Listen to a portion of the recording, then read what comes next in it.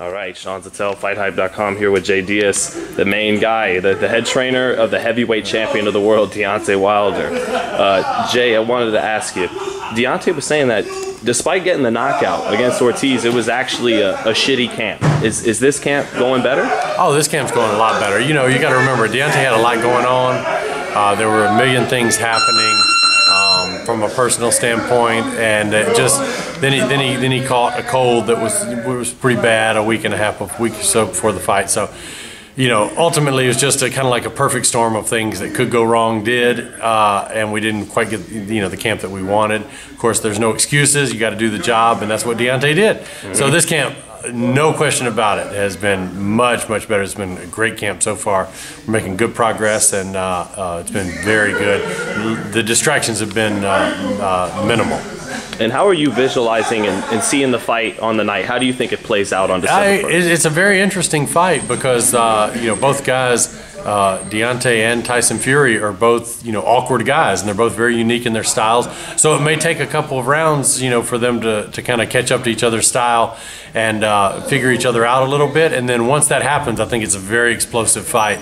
And it's one of those fights where everybody sees one guy as the boxer and one guy as the puncher. But I'm telling you, the puncher can box in this fight, and the boxer can punch in this fight. So anything could happen at any time. So it's not the fight to find yourself going to the bathroom or to the concession stand or anything like that. This is the fight you're going to have to sit there because it could be going along, and then all of a sudden it could change instantly. So it's going to be a very interesting fight. Now, Jay, am I crazy in seeing things, or does it seem as Deontay is getting higher and higher, fighting better fighters? The pace in his fights are slowing down. Why is that? Is he becoming more patient? Or? Well, he's got a really good ring IQ. He's figuring things out in there. He's taking his time. Every fight is different. Every opponent is different. So what you do is different. And so what you're seeing is him executing what he wants to execute in terms of who he's fighting and what the game plan calls for and what he sees in the ring and what his IQ is telling him. Do you think he makes fighters gun shy?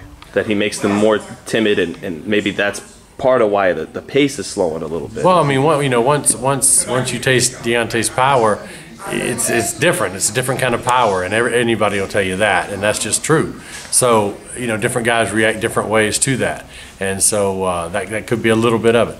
Do you think you get the Tyson Fury that fought Klitschko from 3 years ago? Because in his 2 fights back, he won them both, but it looked like he was more stationary, couldn't move like he used to, was on the ropes a lot. Do you think you get that guy or the guy that beat Klitschko? We're preparing for the best possible Tyson Fury. That's what it looks like. And that's why we have pictures that you can take video of up in the gym, and it's Tyson Fury with all the belts right after he beat Klitschko.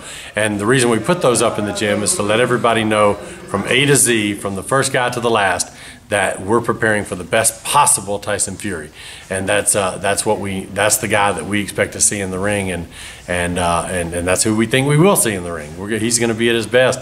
And keep in mind, people talk about inactivity. Oh, he's been inactive, but he's fought twice since we last fought.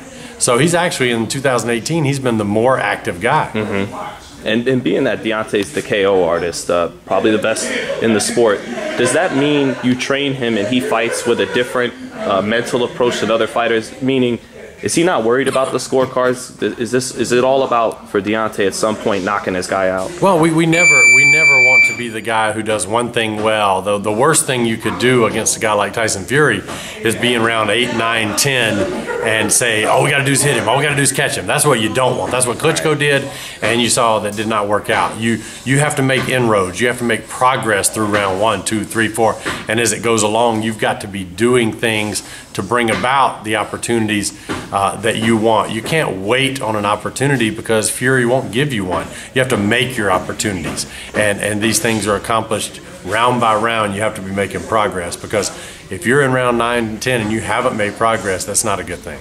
Well, I get what you're saying, Jay. Accruing little advantages to set it up later in the fight, but does that mean, are you also very worried about actually winning the rounds, or just like you said, making those adjustments to set up the knockout in the end? Right, well, we want to win every round, right, of course, right. but but it's more important that we're getting things done, and we're making progress in the fight the way we want to. And of course, with Deontay, he can always end a fight with one punch, but we've never been the kind of team that said, let's just try to land the one punch. That's never been our mindset.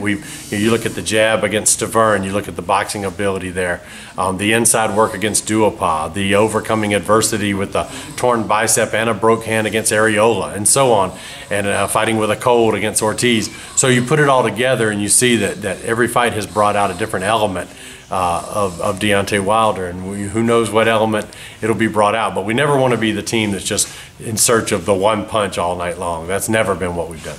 Ultimately, do you think this fight will be as tough as Ortiz, or easier, or tougher? Well, I mean, they're all tough at this level, and that's what Right. probably people don't understand is they're all tough at this level. Everybody at this level is good. Everybody. And you have to be at your best. So I can't really say how the fight's gonna compare as far as Ortiz goes. I do know the camp has been much better, and we've had a great camp so far, and we're looking forward to the fight. Does he win the fight by knockout? I mean, I never call that either. We're in there to win the fight, and however that happens is how that happens. But we're there to win the fight regardless of how that comes. It doesn't matter to me. Just I'm all about winning. So winning is what we're after. And lastly, Jay, I've heard you in interviews before. You're not worried about the shine, just worried about getting your guy ready. Yeah. But what is it you think between you and Deontay that allows you guys to have such a good? What makes you the right trainer for this guy? Well, I mean, Deontay will tell you there's probably trainers that he wouldn't be a good fit for, just from a personality standpoint. He's the one in the ring is the main thing. He's the guy in the ring. He's the one putting his life on the line. And so my job is to help him be successful any way that I can. So it's, I don't need, I've never been the guy that tries to step out in front of my fighter and that kind of thing. I'm happy to do interviews and whatnot, but always in a supportive role or supplementary role to what Deontay's doing. So, because it does seem that some trainers, motivations, interests get a little murky. It can in any sport and all that, but that's just not me. If I never do another interview, I'm happy to do them. If I never do another one, I'm fine. That's not something that concerns me. It's really, to me, it's just all about the work and getting the job done. And that's what I'm in it for, and that's what kind of gets me excited and gets me fired up.